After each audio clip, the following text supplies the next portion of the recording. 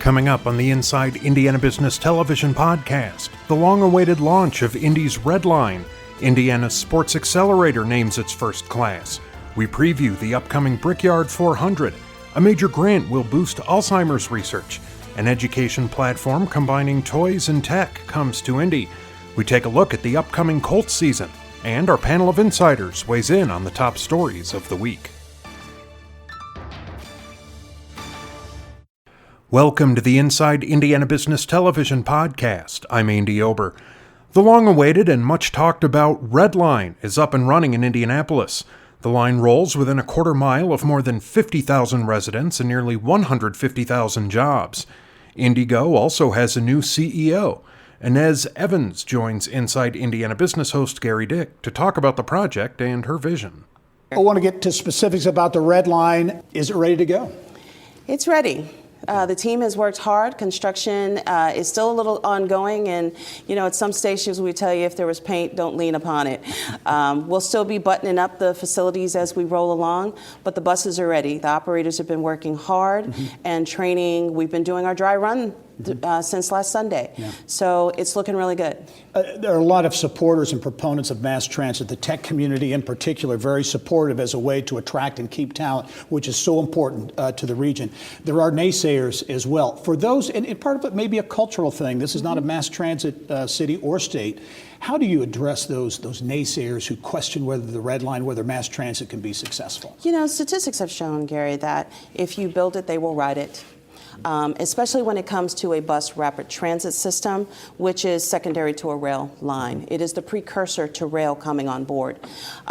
We have about 6,000 customers that traverse in that corridor. Projections show that within a year it should be at about 11,000 per day. And all the BRT lines that have been put in the past, and I can speak to when we put the bus rapid transit system in Santa Clara County for VTA, our ridership went up 27%. So that is a statistic that we feel very comfortable that will achieve, maybe not that high, but we'll be on a steady climb. You mentioned Santa Clara Valley, where you came from, the Silicon Valley, and you said that the system here and the way it's being implemented, the technology is part of what attracted you here. How so? Absolutely. Everything that we're doing here, from level boarding, going 100% electric bus fleet. Not very many transit agencies are doing that nowadays.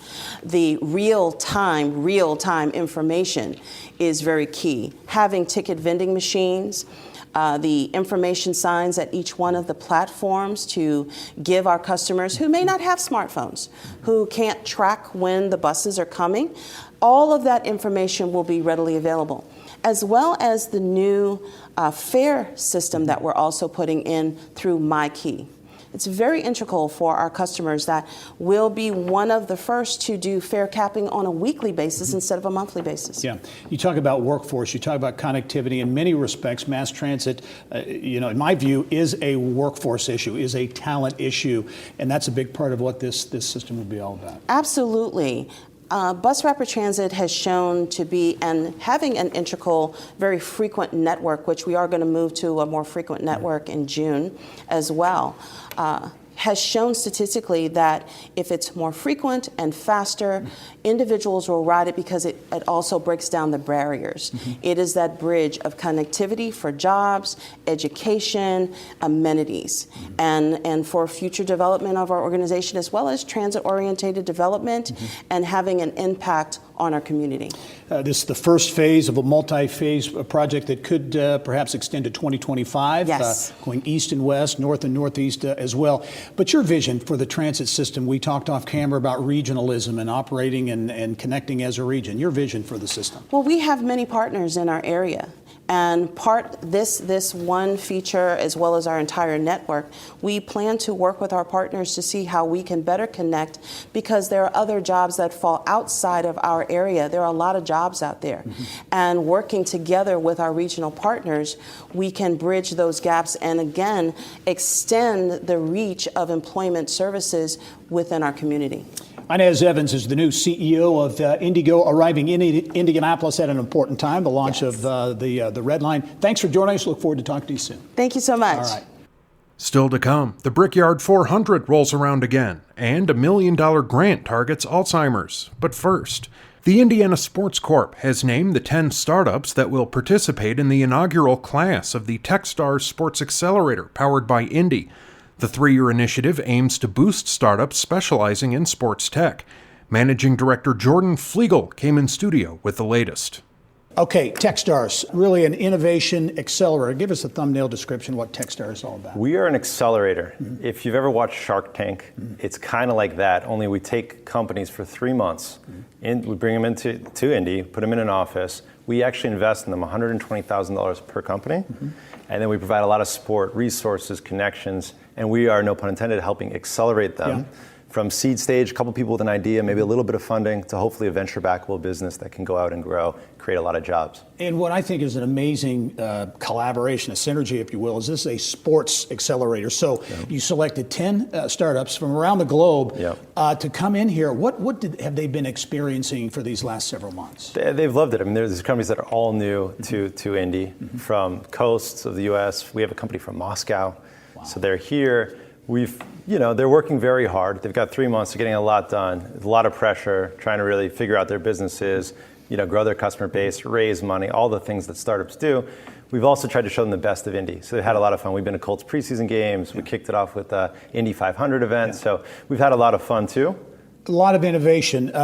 One company you're wearing, right? Pistol Lake, a startup that makes sports apparel out of recycled water bottles, right? That's right. Yeah, think of it as Nike or Under Armour, but they make these shirts and a whole apparel line out of recycled plastic bottles, eucalyptus pulp, and a little bit of spandex. So every shirt that you wear takes about 10 or 11 water bottles out of landfills or the ocean and puts it on a shirt. It's pretty cool. A lot of other 10 companies, again, in total startups. Sixth Man Technologies, We Played, Track Tennis among them. Give us a little thumbnail of some of these ideas. Really cool companies, great founders. And what's interesting is sports is such a big industry, $1.3 trillion industry, and there's so many different verticals within sports. We have 10 companies doing 10 very different things, from athleisure to George Foreman Jr., the son of George Foreman, the famous boxer who's disrupting all of boxing with his new startup, and he's doing it here and through Techstars Sports Indy. So too many companies to name briefly, but what's really great is how collaborative they're all being and how they're all doing different things within the industry. Yeah, this is the first of a 3-year initiative, and it culminates, not totally culminates, but a highlight is coming up with a big pitch competition where these companies are going to be in front of some key people pitching their ideas. Yeah, absolutely. So September 5th at NCAA's headquarters here in Indy, which is one of our partners. Right. We've got all 10 companies presenting, room full of about 300 people, VCs from around the country flying into Indy to get an early look at these companies. And as we wrap up too, you mentioned off camera, 3 of these companies at least say they're going to stay here. They're going to locate and set up shop here. That's right, and at least 3 will stay. And we have summer interns and associates that we connect with the companies out of local Indy schools, Universities of Purdue and Notre Dame and IUPUI. At least 5 of those interns have received full-time job offers, so we're really excited about that. Very interesting, innovative initiative, already beginning to pay dividends here in Indy. Jordan Flegel, Managing Director at Techstars, thanks for joining us. We'll be following up soon. Thanks for having me. All right. Later in the podcast, what role does genetics play in Alzheimer's? And we spotlight Snapology. But now, the 26th edition of the Brickyard 400 comes to Indianapolis Motor Speedway this weekend. The race serves as the crowning event for NASCAR's regular season championship. IMS President Doug Bowles came on the show to talk about how the Speedway can rev up interest in the race. I want to talk about that attendance issue in a moment, but despite those challenges, there's no question this race, the Brickyard 400, remains important for NBC, for NASCAR, and for Indianapolis. Yeah, it's important to the Indianapolis Motor Speedway, but certainly for our community. It is more people attend the Brickyard 400 than attend an NFL football game. And while we have 235,000 permanent seats and you put 75,000 plus people in the venue, it kind of looks empty and people give us a hard time about it. It's still a huge crowd. It's still really important. The economic engine that is the Brickyard 400 is important. Hotels, motels, the taxes we collect there that go to help fund a lot of our things downtown. It is an important thing for this community. Talk about, I know you and others at the Speedway and elsewhere have been addressing this attendance issue, getting more people out there, more interest. What are some of the factors contributing? What are some of the things you're looking at doing? Well, one of the things we've really focused on, we moved to September, Yeah. which next year, obviously, Right. we're moving back to July for another reason, but we moved to September to try and get folks out of the heat.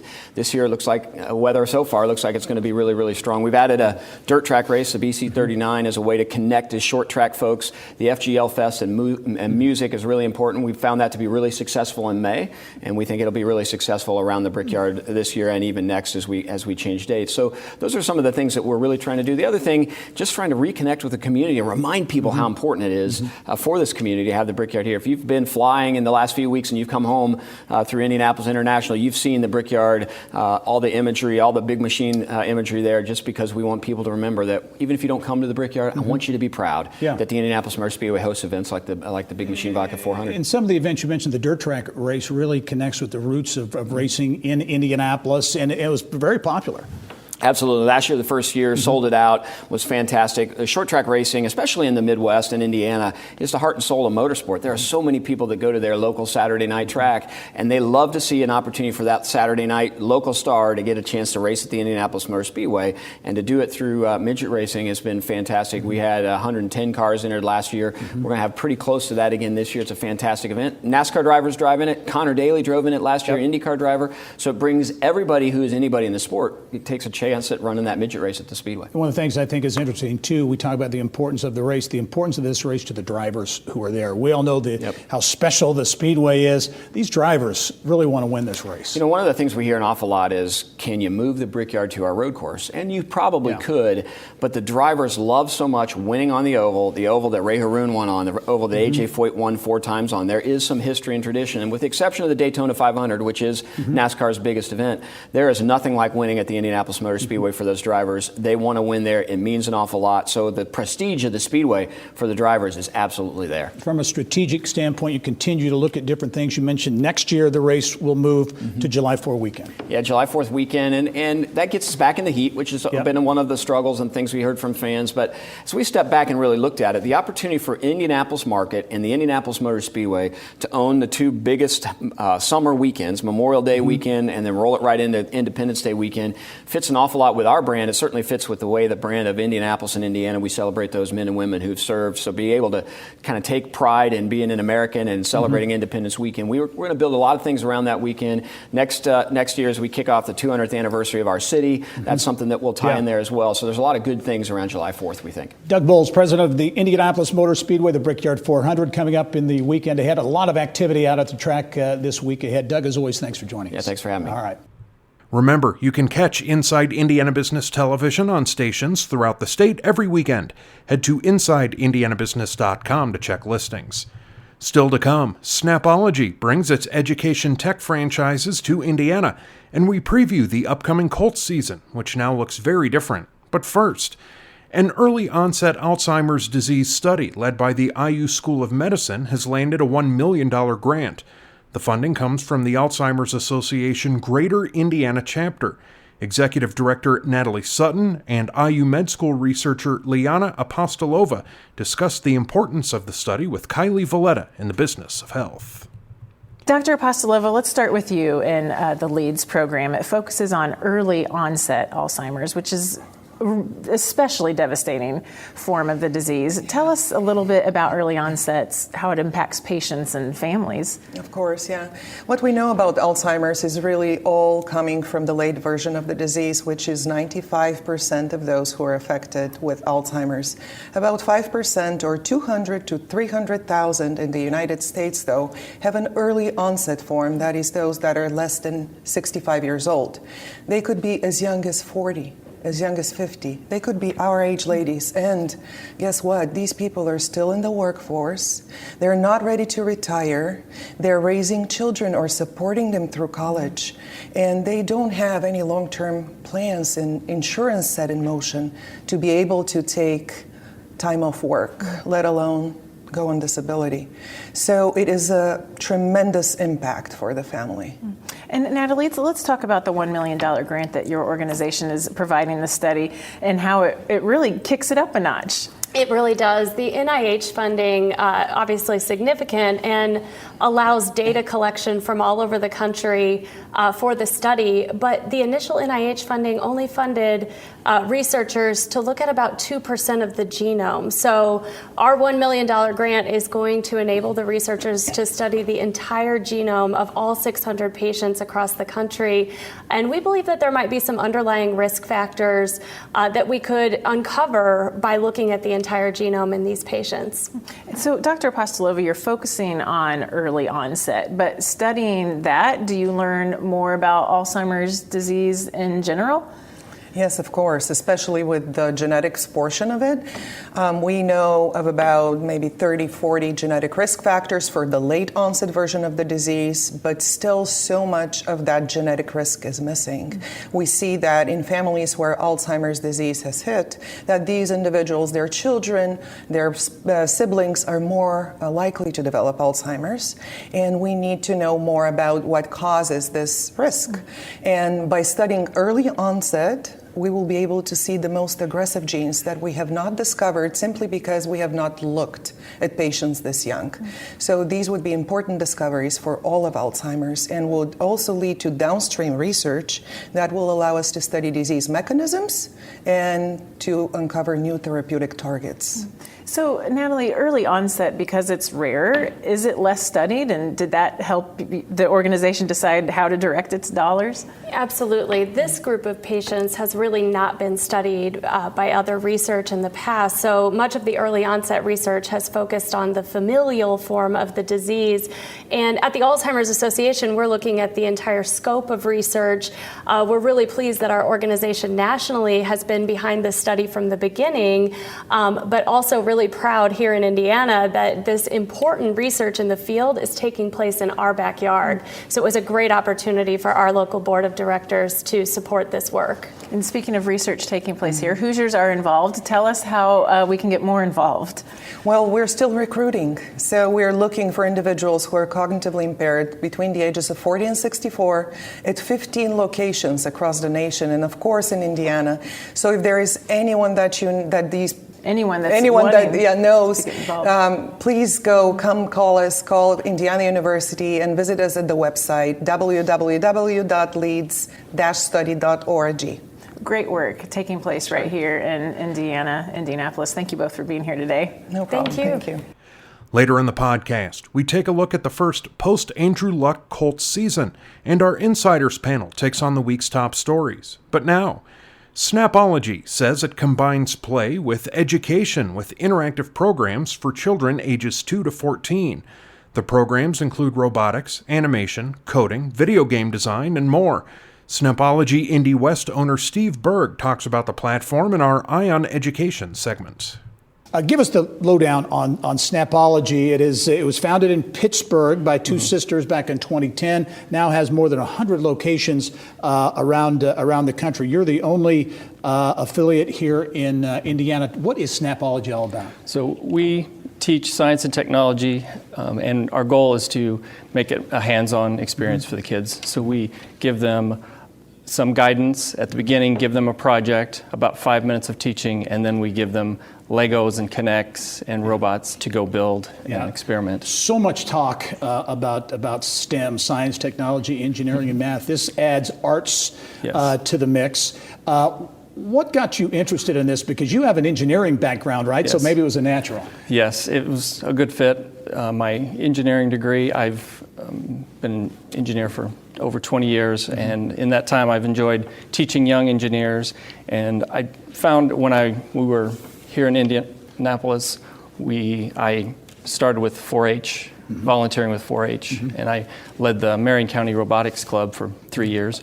Enjoyed teaching the kids, saw Snapology, and thought, well, maybe this was a way to reach more kids. And So Rose-Hulman grad, you worked at Boeing, currently work at Rolls-Royce. What is it about this program? And talk about how it works, because you go out, right? You're mobile, so you go out to parties, to schools, camps, and really get the kids engaged with hands-on learning. Yes. Yep. So we support the schools. We can do after-school programs, and we bring the robotics, the equipment to the school, and we can customize programs for the schools. We also support camps. So if there's a Bible camp or any other kind of summer camp, fall break camp, we can bring a little bit of STEAM to that camp. Yeah, and as you talk about the hands-on learning, that's an important piece too. But as I hear and talk with people in the STEM world and the STEAM world, they talk about getting people engaged, getting kids engaged at a very young age, and that's what this does, right? Yes. Yeah, we start with 3-year-olds. We start teaching engineering to the 3-year-olds, and they pick up that young. Yes. They pick up on. Yes, and we even teach robotics starting to kids right before they get into kindergarten. So we teach them to build the robot and program it on an iPad even before kindergarten. So we get them young. Talk about how many kids that have engaged in the program, and really what their interest level and how they've engaged in the program, the excitement level they have. So we've had. At this point, we've had a couple thousand kids come through the program at different locations, and the kids enjoy it because it gives them, it's hands-on and not a lot of kind of lecturing. Right. So it's kind of our secret. We don't tell them they're learning. We give them a challenge, and then they go build it. Figure it out on their own. Well, very good. Steve Berg is the owner at Snapology Indy West.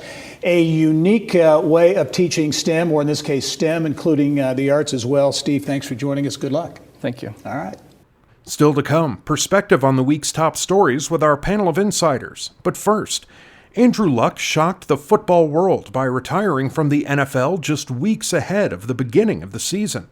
What does it mean for the Colts? Bill Benner talks to sports director Anthony Calhoun with our new Indy TV partners at Wish TV in this week's Inside Indiana Sports. Lucas Oil Stadium last Saturday night, that had to be just nuts. Yeah, I believe I tweeted that night, 21 years in Indianapolis, and I don't recall a day where it was just so devastating for us sports-wise and just so low than what we saw on Saturday night, because it came out of nowhere. I mean, you ask anybody, even Andrew Luck's teammates, everyone shocked that he's walking away after 7 years of playing football. And we know he's had his share of injuries, but this was a guy who was working his way back. We're dealing with a calf, an ankle injury, and you're walking away. And so that was the big shock factor more than anything. You had been at the game, had left the station, and then returned, and you did 90 minutes straight of post-game on the air. That's amazing. Yeah, well, the deal was the story was developing as we were on air. I mean, we've always been taught this in journalism. If you're dealing with any type of breaking news, one, you got to get to the scene of what's happening. And then if it warrants staying on television, you stay on. And anything dealing with Andrew Luck or anything dealing with the Colts, when you think about it, it warrants that to be on TV. And so I just recall being outside the Colts locker room because we thought the players were going to be available. Then there was rumors that Andrew Luck will come to the podium. Then he wasn't going to come. Then finally, as I'm doing all this live on TV, we get word that he's going to the podium. And the word is already out that he's going to announce that he's going to retire. So we had to make sure that we had this for our viewers at home. So we literally were running down the hallway to make sure we deliver, unfortunately, him saying that he's going to retire. Much was made about the fan reaction, and personally, I thought that was taken out of a context. What do you make of it? Yeah, Bill, I tell you, I think it was wrong that the fans did boo, but understanding what was going on, I mean, you got to think about this. They were getting the news, as well as many of Luck's teammates, as the game was ending. So they were there, they're thinking, okay, I see this report by ESPN that Andrew Luck is retiring.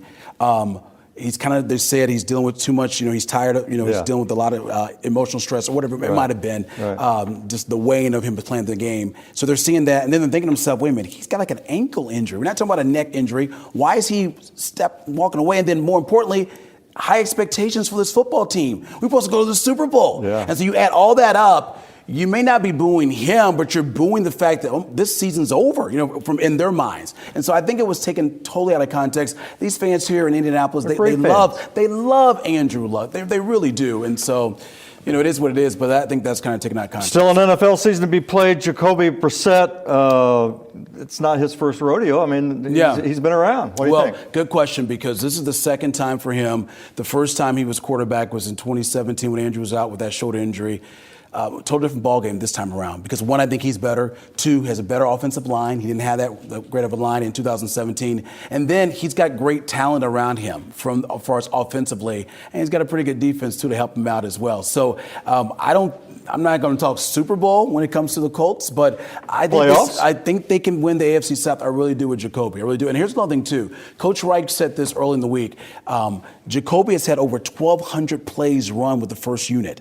I mean, that is critical. That's amazing, right? Because Andrew was out, and so when you think about this whole situation, the fact that Andrew's been on the sidelines and now he retires, it kind of helps the Colts. And the fact that Jacoby should be more prepared because he's taking most of the reps. Well, you see, great perspective. Two things. One, we're delighted to be part of the Wish family, and two, I want to personally thank and congratulate you. This guy does a charity golf tournament every summer. He's raised more than $1.5 million for Teachers Treasures. You've been a great person in the community. We wish you the best going forward. Nice seeing you, AC. Okay. And finally, our insiders weigh in on Indiana's top business stories. This week's panel includes Bose Public Affairs Group Principal Roger Harvey, C. Garcia Associates President Charlie Garcia, and Women's Fund of Central Indiana Executive Director Jennifer Pope Baker. We've had a lot of this coverage, fair to say, on Andrew Luck. Want to get all of your opinions, but Roger, you lead it off. Is there a way to encapsulate? There was so much to talk about. Obviously, it was a surprise. It was a shock. Sure. The boos at Lucas Oil Stadium, some of the national reaction, a lot of praise for Luck, but some were critical of the timing. Your takeaway? Right. Well, I think overall you've got two parallel storylines here. Obviously, the individual Andrew Luck, who has been grasping with illnesses and injuries over an extended period of time, and it was very emotional for him. And he has to make the decision that's right for him, and that's the reason why you're seeing the support from other players. They know what it's like to play in the NFL. The other part of it is, I think, that's important to realize is that in the first few years that he was on the Colts team, he had virtually no protection whatsoever. And if you look online at the number of hits he took where announcers said, I can't even believe he got up from that. Right. So, I understand we're in an instant gratification society and no one remembers what happened 5 years ago or 7 years ago. But guess what? Andrew Luck remembers it, and certainly his body remembers it. And so I think you're seeing the culmination of years of his football life that evaporated in a shorter period of time because of what happened to him in terms of injuries. No question about it. Jennifer, as you look at it, he's a great player on the field, but off the field, as well. It wasn't for a long career, but he made an impact in the community. He had a huge impact on our community in the way that he contributed to our library and to Riley Hospital and others, and he comported himself with so much integrity on and off the field that for any of our hometown fans to question him and his decision, I think is unfair for people to do that. Charlie, do you think this, I've heard people talking, is this a trend where you're going to see players accomplish, really good players, maybe 5-6 years into their careers, decide, you know what, I've made this money, I don't want to put my health, my livelihood at risk? Yeah, we're seeing that across the board, not just football, but other high impact sports, where these are highly educated for the most part. With Stanford, UCLA, I mean, this is not out of the sandlots like it used to be when football first started. So I think the decisions are made quickly. And I would also add to that, the quality, the intensity of the sport has increased. When you have 300-pound men running 4.5, 40, yard, I mean, that's fast and hard. You make the point, I've heard others make it as well, that for many players, football is their identity. And certainly it was part of Andrew Luck's identity, but here's a guy who has other interests, and very clearly, and maybe that factored into his decision is, I love football, but I love other things in life too. I would be interested to see if he starts working out that architecture degree that he has. Yeah, we had Bill Brown from Ratio on early. Maybe Bill Brown will take him up. Sure. Another big story as we look to the week ahead is mass transit in Indianapolis. Been talked about for a long, long time. The Indigo Red Line is launching in the week ahead. That first phase of a larger vision for mass transit in Indianapolis. Jennifer, I'll start with you. I know you're a big proponent of mass transit. Been a lot of mixed signals coming out there, a lot of supporters out there, tech community and others. As the construction has happened, a lot of criticism too about and wondering how is this going to work with traffic, with acceptance, and all those types of things. How do you? Well, first of all, I'm a huge fan. I grew up with mass transit, and I think it's important.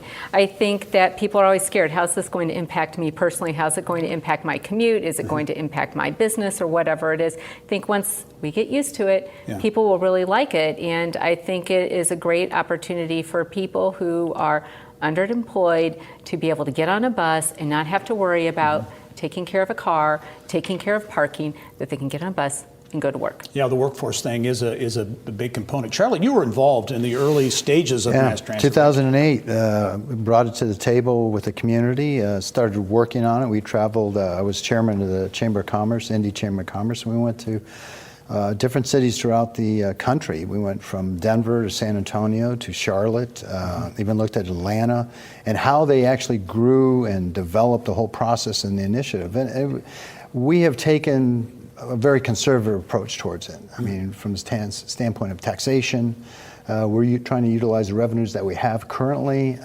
adding some federal grants.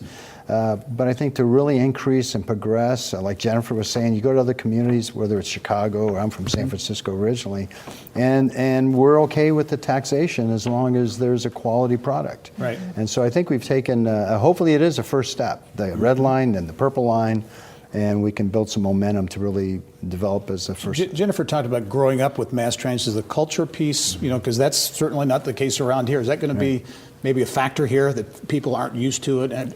Absolutely. I think people aren't used to it, and they see the inconvenience because we're such a car-centric community. But I think that definitely the millennials are more into it, but we have to think about the people who cannot afford to have a car and how much it makes a difference. And I think the key to it, though, is the connectivity, which we're not going to see for a while in terms of the other lines. Charlie's hit the nail on the head there, because you've got this one line, which is great, and that's a start, but I think part of the challenge is going to be, okay, if I'm not going north or south, right? What about my east-west options, whether it's to the airport or heading out to the big employment, east, how about at the airport, right? Exactly. So the quicker we get to step 2 and step 3, I think the better we'll be. Know, the good thing is, I think, for the folks that live around the red line, is just having the construction finally come to an end, because that's been a lot of the frustration, people cutting through neighborhoods and so forth. So we saw, Gary, economic development was a big play on transit. Right. Every time there was a stop, like in Denver, there was economic development. So whether it was small restaurants, coffee shops, whatever it was, so it was very complex initiative that they moved and progressed through in a short period of time. Will be interesting to watch develop. Certainly a workforce, a talent, a big part of mass transit. The governor leading an economic development, an economic delegation to Asia, a group of mayors and other officials. Roger, these things are very commonplace now. It didn't used to be years ago, but now this is very much an intentional strategy by the state to go out and really prospect for business around the globe. Well, it's intentional because it works, and it's been very successful for a number of years. I mean, the reality is, as you travel internationally, there's tremendous value from a culture and a business perspective of having face-to-face interaction. Technology's great, and video conferencing and so forth, but investing the time, energy, and effort to travel to a Japan and meet with companies pays off. You look at here in Indiana, we have over 300 companies with Japanese ties, and that's the reason why you see the Westfield mayor with Toyota Bastion Solutions recently building an $8 million facility in Westfield. They're going on this trip, and that will mean a lot to grow that type of business from an international perspective. And we're seeing too, Japan, obviously a big one, but Germany, Korea, Saab, Switzerland, we're seeing really a more of a diverse portfolio, if you will, of companies coming to Indiana. And we're lucky to have the be able to develop a workforce, and we need to do more of that to meet those companies' demands in our country. Jennifer, any comment on iLearn, the replacement, if you will, for iStep? The numbers came out. We're not up to snuff, shall we say. The governor made some concessions there to get this thing rolling. Good process, do you think? I'm concerned that it's just going to lead to more teaching to the test and less opportunity for teachers to really teach the things our kids need to know in order to be competitive in our workforce. Yeah. Okay, Charlie. Yeah, I think the final word? culture, we need to change the culture. I think that I founded a couple of charter schools here in Indianapolis. I've been involved with IPS for years, a common goal with the chamber. It's really changing the culture of how we teach, and it's not necessarily testing. Yep. So how we direct that education. Charlie Garcia, Jennifer Pope Baker, Roger Harvey, thanks for joining us. That wraps up this week's Inside Indiana Business Television podcast. Remember, you can find all of this week's TV segments, as well as the top business news from throughout the state, at InsideIndianaBusiness.com. While you're there, you can also subscribe to our platform of free e-newsletters. This is Andy Ober for Inside Indiana Business.